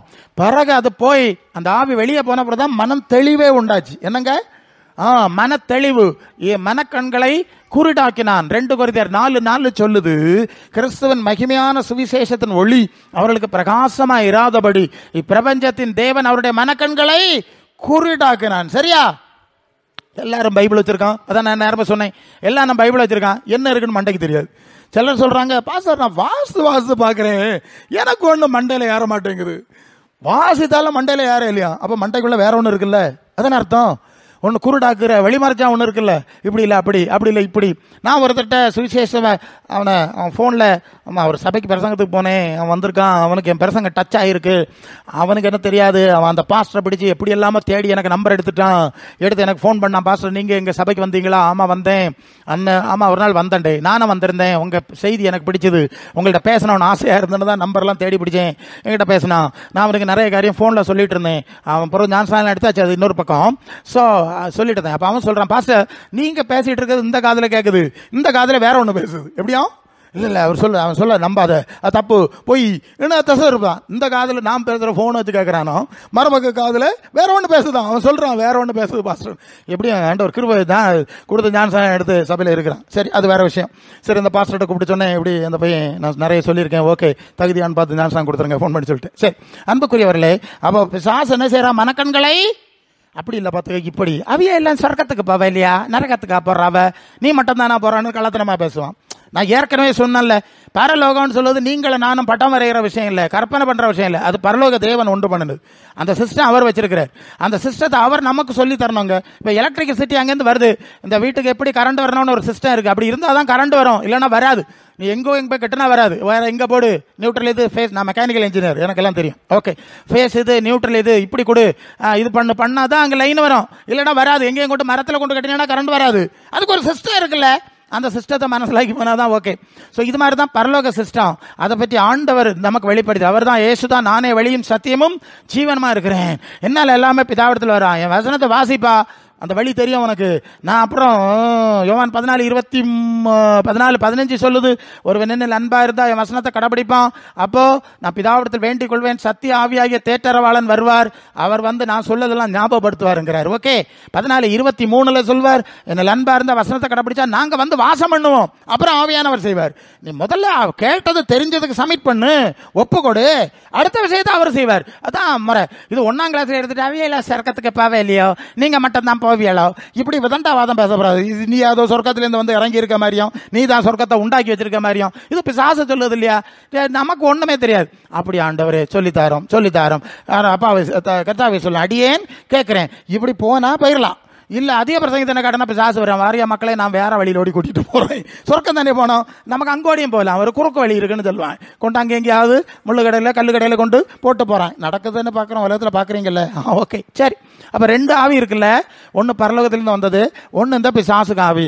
அது உலகத்தை ஆட்சி செய்யறதுனால இந்த உலகத்தையே காட்டிட்டு இருக்கு. நீ பரலோகம் ஒன்றும் கிடையாது, பரலோகம் எல்லாம் இங்கே தான், உலகத்தில் தான் பரலோகம் அப்படின்னு உலகத்தை தன் கையில் வச்சிருக்கிறான். ஏன்னா அது அவனுக்கு கஸ்டடியில் இருக்கு. அந்த உலகத்தை அவன் மேம்படுத்துறதுக்கு இந்த மனிதர்களை பெயிண்ட் அடி, நல்லா பெயிண்ட் அடி, நிறைய கலர் லைட் எல்லாம் போடு, ஆமா இது உலகம் பங்கியா இருக்கணும், கோபுரம் எல்லாம் கட்டு. ஆனால் தேவனுடைய திட்டம் என்னது? இந்த உலகத்தை தீ கொடுக்கணும். சரிதானா? 2 பேதுரு 3:7-13 வரை இப்போ இருக்கிற வானமும் பூமியும் அக்கினிக்கு இரையா வச்சிருக்கு, பஞ்சபூதங்கள் வெந்து உருகி போகுது. அவர் தீக்குள்ளதான் வச்சிருக்கார். இது பூமி உன்னிமித்தம் சபிக்கப்பட்டவன்னு சொல்லிட்டார். ஏசாயா 65:17 இதோ புதிய வானத்தை புதிய பூமி சிருஷ்டிக்கிறேன், முந்திர நினைக்க மாட்டேன்னு சொல்லிட்டார். ஹல்லேலூயா, ஹல்லேலூயா, கம் ஆன் எல்லாரும் ஹல்லேலூயா. நீங்க தூங்கிடுவீங்க, எனக்கு அல்லேலூயா போடுக்கு நேரம் கிடைக்காதுங்க, அதான் சொன்னெல்லாம் வந்துட்டே இருக்கும். ஸோ உங்களுக்கு ஒரு ரெஃப்ரெஷ் வேணும். சரி, அப்போ இதெல்லாம் சொன்ன பிறகு இப்போ பிசாசு எடுத்து வச்சிருக்கேன், அவர் தூர போட்டார்ல, நான் வச்சிருக்கேன், அடிக்கடா போயிட்டு லைட்டு போடுங்கடா, கலர் லைட் போடுங்கடா, கலை நயமா எல்லாம் செய்யுங்கடான்னு சொல்லிட்டு இருக்கிறான். அதனால தான் 2 Corinthians 1 யோவான் 2:15 1 யோவான் 2:15 சொல்லுகிறது, உலகத்திலும் உலகத்தில் உள்ளவைகளிலும் அன்பு கூறாதருங்கள். ஒருவன் உலகத்தில் அன்பு கூர்ந்தால் பிதாவின் அன்பு இல்லை. சரிதானா? ஏன்? இது பூலோக பிதாவுக்கு கட்டுப்பாட்டில் இருக்கு. பிசாசுப்போம் பூலோக பிதாவுக்கு கட்டுப்பாட்டில் உலகம் இருக்கு, பரலோகம் தேவனுடைய கட்டுப்பாட்டில் இருக்கு. அப்ப பூலோக பிதாவினுடைய கட்டுப்பாட்டில் இருக்கிற உலகத்தை நேசிச்சா பரலோக தேவனை நேசிக்க முடியாது, பரலோக தேவனுடைய அன்பு கிடைக்காது. இப்ப புரியுதா? இது சாபத்தில் இருக்கு, சாத்தானுடைய பிடியில இருக்கு, உலகம் முழுவதும் பொல்லாங்கவர்கள் கிடக்கிறது, வசனம் நிறைய தந்துட்டேன். ஓகே, சோ இதுதான் தீ கொடுத்து வச்சிருக்கேன். அதனால உலக ஆசீர்வாதம் பேச, அதுதான் உலக ஆசீர்வாதம் பேசுறத அசுத்தாவின்னு நாங்க சொல்றோம். சரியா? சரிப்பா, ஒன்னும் உடுக்கம் வேணும். ஒரு ஆளுக்கு ஆண்டவர் இன்னைக்கு உனக்கு மதியம் 10 கிலோ பிரியாணி தரப்போறாருன்னு சொன்னா இது பைத்தியக்காரத்தனம் இல்லை. 1 கிலோவே அவன் தின்ன மாட்டான், அவனுக்கு வேண்டியதை தருவார், அவ்வளவுதானே சொல்லணும். 10 தருவார். இப்படி எல்லாம் ஓவரா ஏன் பேசுறீங்க? இதெல்லாம் அந்த சாரி உங்களை சொல்லல, நாம செய்தி பல இடத்துக்கு போதில்ல. இப்படித்தான் உலகத்தை பேசப்படாது. அப்ப உலக ஆசீர்வாத கொள்கை பிசாசனுடைய திட்டமாக இருக்கிறது. சரியா? அதனாலதான் யாக்கோபு 4:4 உலக சிநேகம் தேவனுக்கு விரோதமான பகைன்னு சொல்லி இருக்கு. சரியா? நல்லா கவனிக்கிறீங்களா? அகைன் ஒன்னு சொல்றேன், பரலோக தேவன் ஆவியா இருக்கிறாருன்னு சொல்லிட்டேன், அது நமக்குள்ள வந்து வாசம் பண்ணணும்னு சொல்லிட்டேன். ஒரு ஆளுக்கு உலக நேசம் இருந்தா கவனிங்க, அவர் செய்தி வருது, பரிசுத்த ஆவியை பெறணும். என்ன செய்யணுமா? பரிசுத்த ஆவியை பெறணும். இல்ல, பரிசுத்த ஆவியை பெறணும்னா என்ன செய்யணும்? பல பிரசங்கமார் சொல்லுவாங்க, சொல்லிட்டு அவங்க தெரிஞ்சே சொல்லுவாங்க. இப்ப ஆவியானவர் பேசுறது கேளுங்க. உங்களுக்கு பரிசுத்த ஆவி வேணும்னா, அதாவது பரலோகத்திலிருந்து வந்த பரிசுத்த ஆவி வேணும்னா, சரிதானே? அப்படித்தானே அர்த்தம்? பரலோக உன்னதம் வேணும்னா என்ன செய்யணும்னு சொல்லிட்டா ஈஸி அண்ட் சிம்பிள். மத்தேயு 6:20-21 மத்தேயு 6:20-21 என்ன படிக்கிறீங்க? படிச்சு நான் சொல்லிடுறேன், நேரம் போயிடும். பரலோகத்திலே பொக்கிஷத்தை சேர்த்து வைங்கள், உங்கள் பொக்கிஷம் எங்கே இருக்கிறதோ அங்கே உங்கள் இருதயம் என்னது இருக்கும். சரியா? உங்க மனசை பரலோகத்தை முதல்ல வைக்கணும். சரிதானுங்களா? உங்களுக்கு பரலோக ஆவி தானே வேணும். யாருக்கெல்லாம் பரலோக ஆவி வேணுமோ அவன் முதலாவது மனசை பரலோகத்தில் வை. அதான் மத்தேயு 4:17 அது முதல் இயேசு மனம் திரும்புங்கள் பரலோக ராஜ்யம் சமீபம் தானே 1ஆம் பாடம், சுவிசேஷன் 1ஆம் பாடம். பரலோகத்துல மனசை வச்சா பரலோகத்தின் ஆவி, பரலோகத்தில் உள்ள ஆவி வரும். சரிதானே? சரிதானே? உலகத்தை தான் ஆசீர்வாதம்னு தெரிஞ்சோன்னா உலக ஆவி அசுத்த ஆவி வரும். ரொம்ப இப்படிதான் சபையை எங்களுக்கு சரிப்படுத்த முடியும். முதல்ல பரலோக சிந்தைக்கு வா, பரலோக லைனுக்கு வா, வந்தா மட்டும்தான் பரலோக ஆவி. இல்ல இயேசு இயேசுன்னு சொல்லிட்டு நீ உலகத்துல உயரத்துக்கு ஏறணும்னு ஓடினேன்னா உலகத்தின் அதிபதியாகிய உலகத்தின் ஆவிதான் வரும். அதான் அந்நிய பாஷை பேசும், அதுவும் தீர்க்க தரிசனம் குறியெல்லாம் சொல்லும். சொல்லிட்டேன் இல்ல, ஏமாந்துடாத. முதலாவது பரலோகத்திலே மனசை வை. 2வது அப்போஸ்தலர் 15:7-8-9 வசனத்துல இருதயங்களை விசுவாசத்தினாலே அவருடைய இருதயங்களை சுத்தமாக்கி நமக்கும் அவர்களுக்கும் வித்தியாசம் இராதபடி செய்தார். இருதயங்களை பார்க்கிற தேவன் நமக்கு பரிசுத்த ஆவியை தந்தது போல அவர்களுக்கும் கொடுத்து அவர்களை குறித்து சாட்சி கொடுத்தார். ஹல்லேலூயா. இங்கே மத்தேயு சுவிசேஷம் 5:6 அங்க என்ன படிக்கிறீங்க? இருதயத்தில் சுத்தமுள்ளவர்கள் பாக்கியவான்கள், அவர்கள் தேவனை தரிசிப்பார்கள். சரிதானே? அதான் வேகத்தில் சில வேளை நம்பர் தட்டிடும். சரி, இருதயத்தில் சுத்தமுள்ளவர்கள் பாக்கியவான்கள், அவர்கள் தேவனை தரிசிப்பார்கள் என்று ஆண்டவர் சொல்ற அந்த வசனத்தை நாம் பார்க்கிறோம். அப்ப இருதயத்தில் சுத்தம் உள்ளவர்கள் 8 ரைட்.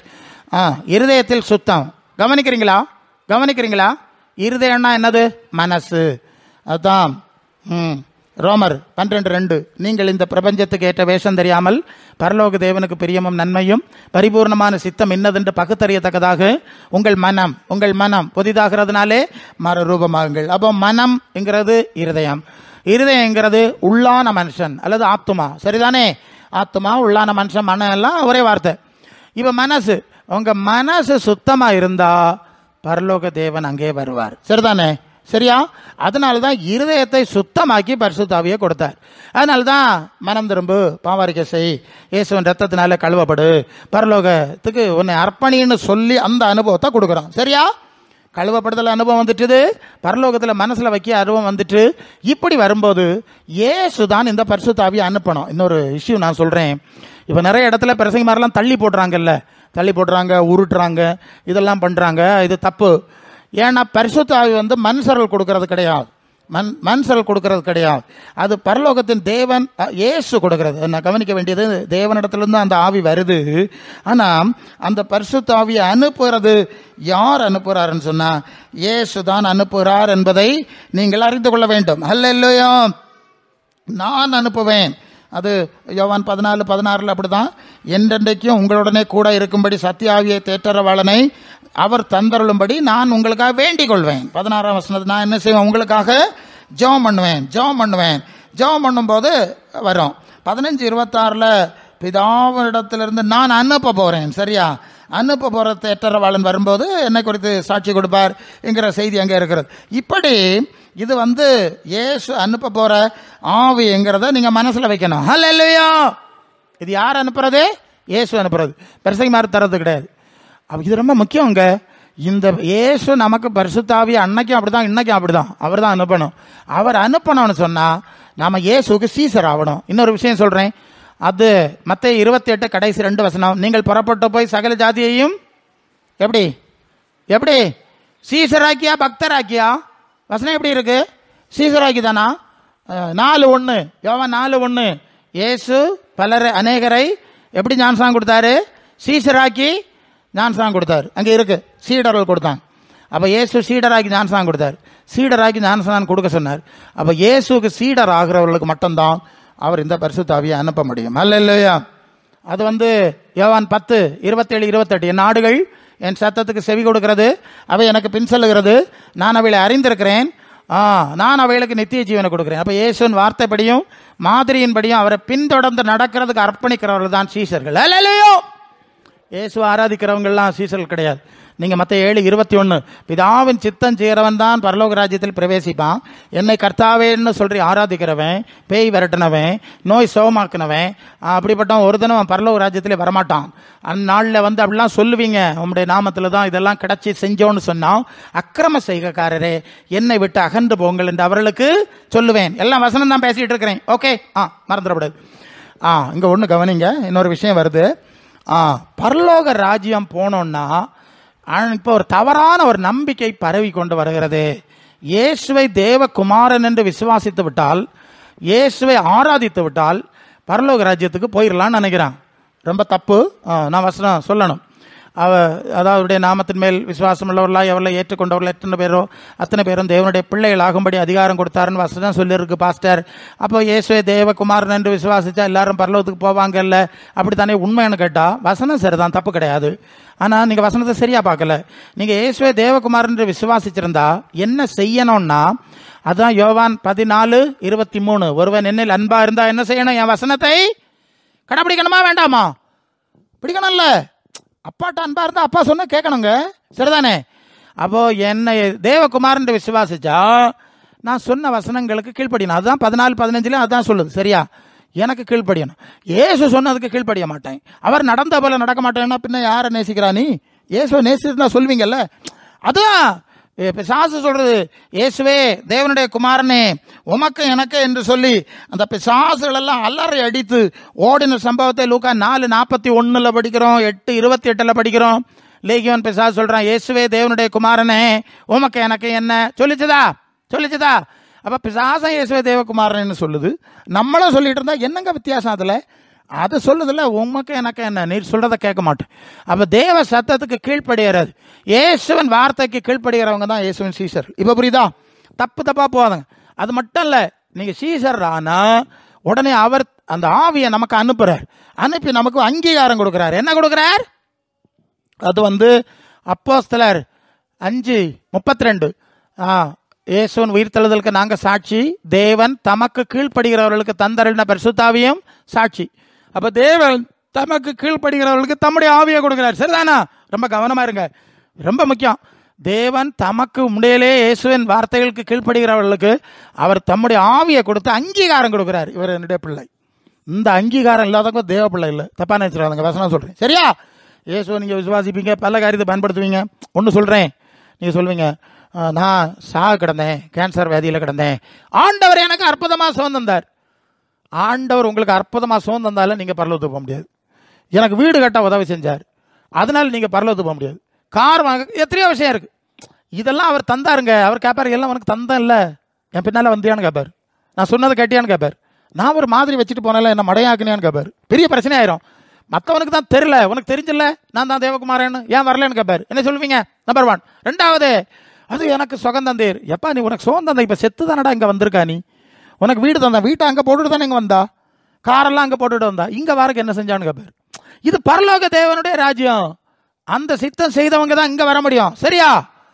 இந்த ராஜ்யத்துக்கு வரக்குள்ள ஒரு சிஸ்டம் இருக்குல்ல, அதை சொன்னேன் இல்லை, அதை செஞ்சுக்கலான்னு கேட்பாரா கேட்க மாட்டாரா?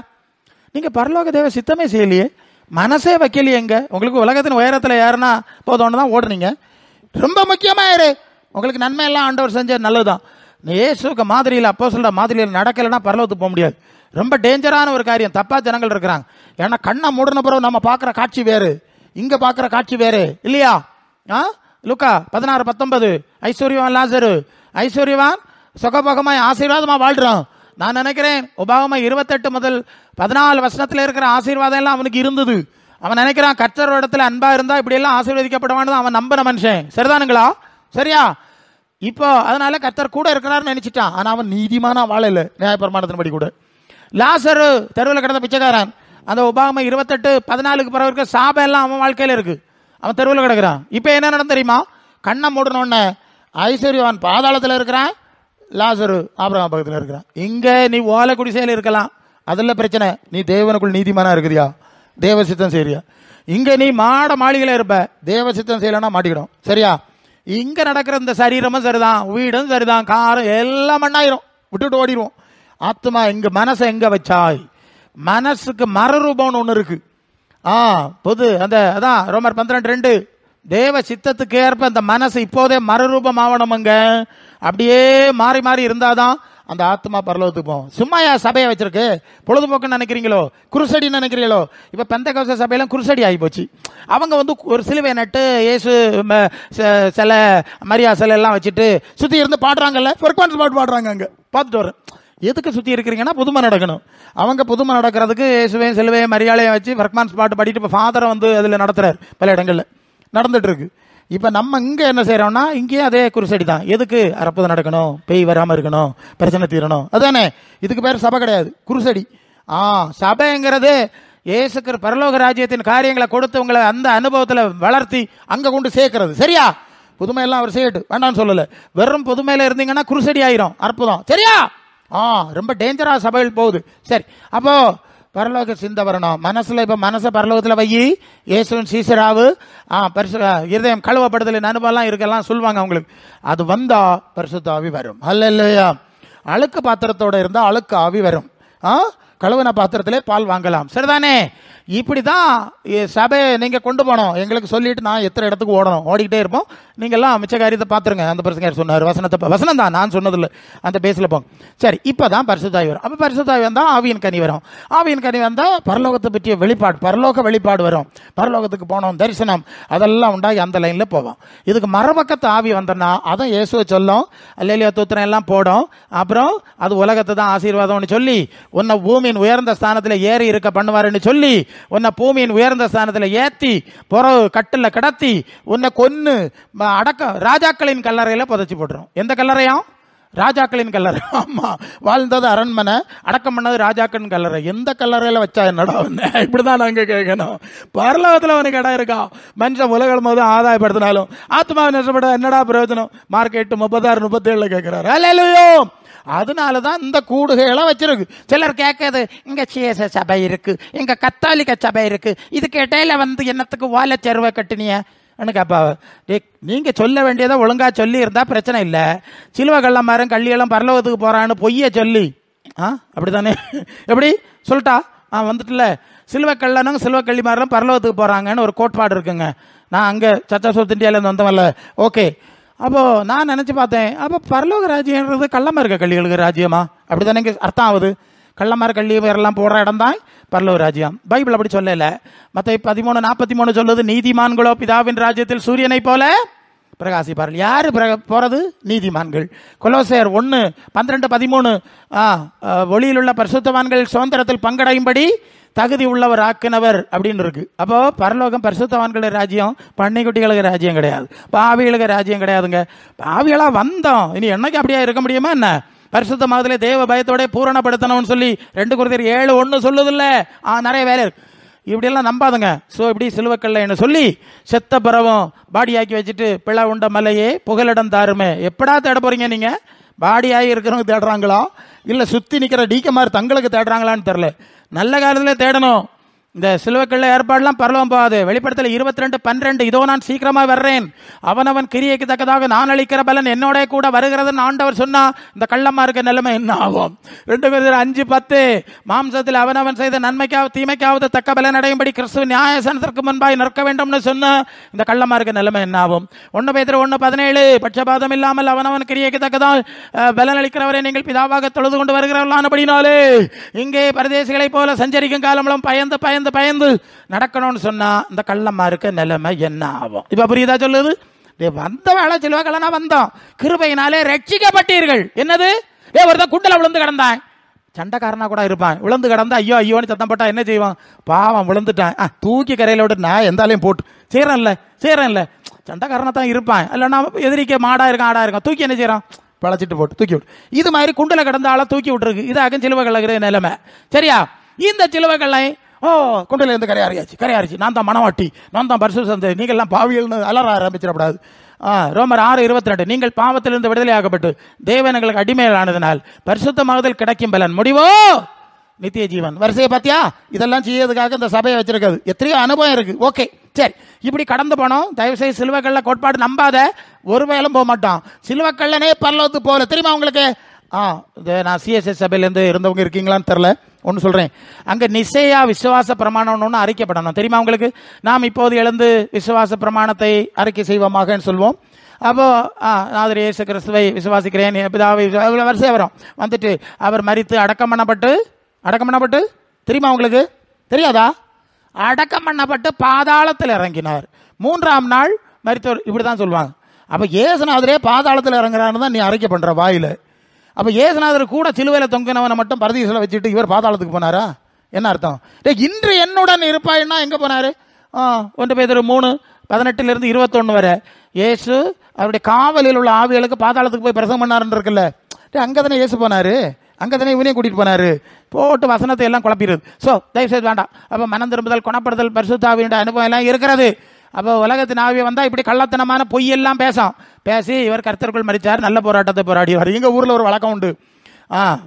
கத்தோலிக்க ஏரியாஸ்ல ஒரு பெருசா ஒரு நோட்டீஸ் ஓட்டுவாங்க, விண்ணக வாழ்வின் 3ஆம் ஆண்டு. நீங்க கேட்டிருக்கீங்களா? தினத்தந்தி பத்திரிகையிலும் போடுறாங்க, விண்ணக வாழ்வின் 3ஆம் ஆண்டு 4ஆம் ஆண்டுலாம் ஒட்டுறாங்கல்ல. அவங்க அந்த சபையாருக்கு ஒரு தந்திரம் இருக்கு. எங்க சபையில இருக்க ஒரு செத்தான், அவன் பரலோகத்துக்கு 3 வருஷமா பரலோகத்தில் இருக்கிறான்னு ஒரு கள்ளத்தனம். இது பிசாசுக்கு சாமர்த்தியம் தானே. என்னடா இது? விண்ணகத்துக்கு ஏசுநாதர் தர ஒரு தரம் போல, எல்லாரும் அதிகபட்சம் பரதீசவரை போயிருக்கான், இவனை விண்ணகத்துக்கு போனானா? இந்த ஆளுக்கு கோயிலுக்கே வர மாட்டான், விண்ணகமும் தெரியாது, ஒரு மனங்கடையும் தெரியாது, செத்து போனவன். இவனுக்கு போட்டோவை போட்டு இது சாமர்த்தியம், அந்த சபை அப்படி செய்துங்க, இவங்க எல்லாம் விண்ணகத்துக்கு போனாங்கன்னு அந்த ஜனங்களை ஏமாத்துறது. அவனை பார்த்து அகிமாசு உண்ணாகத்துக்கு போயிருப்பார், விவரம் உள்ளவனுக்கு தெரியும். கொள்ளா இந்த பையன் உண்ணாகத்துக்கு போனா உலகத்தில் உள்ள அத்தனை பேர் உண்ணாகத்துக்கு போனோம். விவரம் ஆளுக்கு ஜீவி அப்படி. சரிதானுங்களா? இதெல்லாம் பிசாசை ஏமாத்துறான். இந்த கள்ளக்கதைகள் எல்லாம் நம்பாதே. இந்த மாதிரிலாம் நிறைய மோசடி இருக்குங்க. இதெல்லாம் சொல்றதுக்கு தானே இப்படி இடம். அப்ப நீ உனக்கு சொல்லி கொடுக்கல, ஜனங்களை எல்லாம் ஊதி கோபுரம் கட்டி எல்லா இடத்துல நாங்க பேசுறோம், எங்களுக்கு ஒன்றும் பிரச்சனை கிடையாது, நீ இதை சொல்லு. நீ சொன்னாம ஜனங்களை கள்ளத்தனமா பாதாளத்துக்கு அனுப்பிட்டு இருக்கிறதுனால ஆண்டவர் புறத்து பார்த்தார். எங்களை பேசவும் விட மாட்டாய், நீயும் பேச மாட்டாய், நீ உருப்பட மாட்டாய், உருப்படுறவனு உருப்பட விட மாட்டாய். அப்ப பக்கத்துல ஒரு வலை செலவு கட்டுவேன். எனக்கு மக்களை பற்றி கவலை இருக்கு, அல்ல இல்லையா? உனக்கு சம்பளம் வாங்குறது பற்றி கவலை, எனக்கு மக்களை பற்றி கவலை, இருக்க இடத்த கொண்டு வரணுமே, அது கவலை. அதனால வலை செலவு கட்டுவேன். அப்படி இல்லை, இப்படி எல்லாம் வந்தது. இல்லையோ, புரியுதா? சரி. அதனால தான் எங்களுக்கு இங்கே பார்த்தீங்களா எவ்வளோ விலாவாரியாக பேசுகிறோம். அங்கே 7 நிமிஷம் பேசுதியா, 10 நிமிஷம் பேசுதியா, இப்படியாக சொல்லுது. சரி, இங்கே ஏன் இவ்வளவு நேரம் எடுக்கிறோம்? பரலோகத்துக்கு கொண்டு சேர்க்கணும், தேவ சித்தத்தை நிறைவேற்றணும். இல்லைன்னா தேவன் நமக்கு பிரியப்பட மாட்டார், தேவ கிருபைகளை கொடுக்க மாட்டார். சரிதானே? புரியுதா உங்களுக்கு? சந்தேகம் இல்லை. அப்போ 2 ஆவி இருக்கு. உலகத்தின் ஆவி இப்ப அந்நிய பாஷையும் பேசிட்டு தீர்க்க தரிசனம் சொல்லிட்டு அப்படியே ஏமாத்து. அந்த பிரசங்க மாதிரி பார்த்தாலே உங்களுக்கு தெரியும், தலைக்கெல்லாம் பெயிண்ட் அடிச்சுட்டு தான் வருவான். எப்படி வராவலாம் தலைக்கு? உங்களை யாரும் நான் சொல்லலை, தப்பா நினைச்சிடப்படாது. நான் ஊழியக்காரன்னு சொல்றேன். அவன் வயசான 75 வயசு தாத்தா, நீங்க டிவியில பாருங்க, 75 வயசு தாத்தா எப்படி வர்றாரு, தலைக்கெல்லாம் பெயிண்ட் அடிச்சுட்டு மீசையெல்லாம் பெயிண்ட் அடிச்சுட்டு ஏமாத்திட்டு வர்றாரு. மோசம் போக்குற பிசாசு தானே, எல்லாருக்கும் தெரியும். தலை முதிர் வயதானவர்களுக்கு மகிமை அவருடைய நிறைன்னு எழுதியிருக்குல்ல, தலை நிறைக்கிறது மகிமை தானே. இதுல என்ன பிரச்சனை இருக்கு? நீங்க யாரும் தெரியாது, நான் அதான் சொல்றேன், எனக்கு வந்துடும், சரண் வந்துடும். இதை நான் எல்லா ஊழியம் செய்றேன். அப்ப ஊழியக்காரர் சொல்லுவாங்க, பாஸ்டர் அவர் பண்ணார் இல்லையா, அதை பார்த்து நானும் காப்பி அடிச்சிட்டேன்னு சொல்லுவான். இல்லை ஏய், தரத போட்டு நீ இயேசுநாதரை காப்பி அடிக்கணும். யாரை காப்பி அடிக்கணும்? அப்போஸ்தலரை காப்பி அடிக்கணும். இல்லை, எல்லாரும் நல்ல ஊழியக்காரர் தான், நிறைய நான் பழகிற ஊழியக்காரர் நிறைய பேர் இருக்காங்க. நாங்க சொல்லுவோம், ஏய் இப்படி இருக்கு, அப்புறம் ஆண்டவர் சொல்லுவாரு, நீ இப்படி போயிட்ட, அப்புறம் சாசு இப்படி பொய்யா அவனை கொண்டு போயிடுவான். 1-2 பொய் எல்லாருக்கும் தெரியும், பொய்யா கொண்டு போயிடுவான். நீ அதனால இதை விட்டுரு, இதனால ஒன்றும் பிரச்சனை கிடையாதுன்னு நாங்கள் ஆலோசனை சொல்றோம். சிலர் மாத்திடுவாங்க, ஆமா பாஸ்டர் மாத்திரு, எனக்கு ஆண்டவர் பேசுறாரு, தப்பு தான், இந்த பிரசங்க யாரெல்லாம் செஞ்சா நம்ம செய்யப்படாதான்னு நான் நினைச்சிட்டேன், அதான் பிரச்சனை, ஏன் அப்படி செய்ய மாட்டேலாம் சொல்லியிருக்காங்க. அதனால நீங்க சில சகோதரர்கள் சொல்றாங்க, ஐயா தலை வெள்ளை ஆயிட்டுனா வேலை தர மாட்டேங்கிறான், களை வாங்கிட்டான் வேலை செய்ய மாட்டான், அதனால பெயிண்ட் அடிச்சுட்டு போனா தான் வேலை தருவாங்கன்னு நினைக்கிறான். நாங்கள் இப்படி சொல்லலாம், சிலர் வழிவாங்க, எங்களுக்கு தரல. ஊழியக்கார மாதிரி இதை செய்யாண்டான்னு முதல்ல சொல்லிடுறோம், அதுக்கப்புறம் மற்றவனுக்கு ஆண்டவர் நடத்துற மாதிரி போயிடும்னு சொல்லியிருக்கோம். இதோட நாங்கள் மாற்ற முடியாது. சரி, எதுக்கு சொல்றோம்னா அது வேண்டாம். ஆண்டவருடைய அற்புதங்களும் வல்லமைகளும் அதிகாரம் தான் நமக்கு தேவை. அல்லையோ, ஒரு சபை ஊழியத்தை நடத்தும் போது நம்ம ஜோம் பண்ணா பேர் போகணும், நோய் குணமாகணும். கர்த்தருடைய காரியம் நடந்தா எதுக்கு பெயின் அடிக்க போறீங்க நீங்க? அன்னைக்கெல்லாம் ஊழியம் அப்படித்தாங்க. எங்களுக்கு சபையிலெல்லாம் சொல்லுவாங்க, கிருபாசன சபை கூட சொல்லுவாங்க, எங்கேயோ ஒரு சோக்கேடு பிடிச்சு கிடப்பான், டேய் கிருபாசனத்துக்கு கொண்டு போ, கிருபாசனத்துக்கு கொண்டு போன்னு சொல்லி விட்டுருவாங்க. சரிதானே? இப்படி சொல்லி தான் ஆளுகள் வந்தாங்க. ஏன்னா அங்கே வந்தால் பேய் போவோம், நோய் சுகம் ஆச்சு, சபை கட்டப்பட்டுச்சு. நமக்கு அதுதான் தேவை. தயவு செய்து நீங்கள் யார் செய்றீங்கன்னு எனக்கு தெரில, நீங்கள் அதை தப்பு பண்ணால் அதை நீங்கள் சிந்திச்சு நீங்கள் திருத்துங்க. நான் எல்லா சூழ்நிலையும் ஊழியத்தில் நிற்பேன், ஆனால் நான் சொல்லி ஆகணும், இது ஒரு தப்பான விஷயம், அதை அவன் செய்கிறான்னு நீங்கள் காப்பி பண்ணாதுங்க. சரி, அப்போ இப்போ என்ன புரிகிறோம்? 2 ஆவி, ஒன்று பரலோகத்திலிருந்து வந்த ஆவி, இன்னொன்று பூலோகத்திலிருந்து வந்த ஆவி. இது ஒன்றுக்கு ஒன்று எதிராக செயல்படுங்கிறத மனசில் வச்சுக்கிட்டோம். பரலோக சிந்தை இருந்தால் பரலோக ஆவி, பூலோக சிந்தை இருந்தால் பூலோக ஆவி. உள்ளான மனுஷனில், அது எபேசியர் 3:16, அவருடைய ஆவியினாலே உள்ளான மனுஷனில் வல்லமையாய் பலப்படணும். உள்ளான மனுஷனில் பலப்படுறதை பற்றி பேசினா அது பரலோக ஆவி, எலும்பும் சதைக்கும் பேசினா அது மாம்சத்தின் ஆவி, உலகத்தின் ஆவி. புரியுதா இப்போ? சரி, அப்போ ஆண்டவர் அந்த வசனம் இங்க ஆரம்பிச்சோம், நான் திருடவும் கொல்லும் அழிக்கவும் வர்றான், நான் அவர்களுக்கு ஜீவன் உண்டாக்குவேன். அப்ப ஜீவன் எப்படி உண்டாகணும்னா இப்படி எல்லாம் நிறைய ப்ராசஸ் இருக்கு.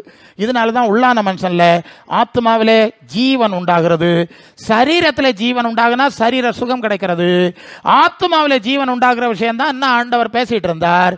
இதன் மூலம் நமக்கு நித்திய ஜீவன் கிடைக்கிறது. அல்லேலூயா. மகிமையின் மேல் மகிமை அடைந்து மறுரூபம் அடைந்து அவரோட வாழக்கூடிய நித்திய ஜீவன் அடைவது எலும்பும் ஜதை கிடையாது, இந்த உலகம் கிடையாது, அது புதிய ராஜ்யம்.